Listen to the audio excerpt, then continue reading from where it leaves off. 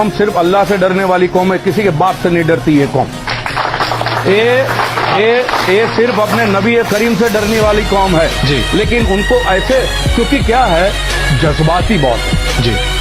मुसलमान भाई। जब से मैं पैदा हुआ हूँ तब से मुझे पता लगता है ये सुपर पावर है, ये सुपर पावर है, ये सुपर पावर है, ये सुपर पावर है।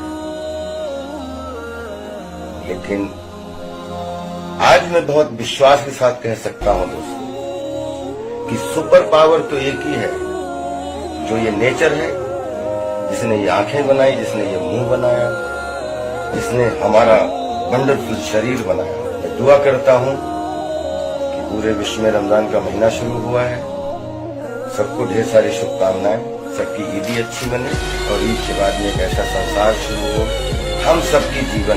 कौम सिर्फ अल्लाह से डरने वाली कौम है, किसी के बाप से नहीं डरती ये कौम। ये सिर्फ अपने नबी करीम से डरने वाली कौम है जी। लेकिन उनको ऐसे, क्योंकि क्या है, जज्बाती बहुत है जी। मुसलमान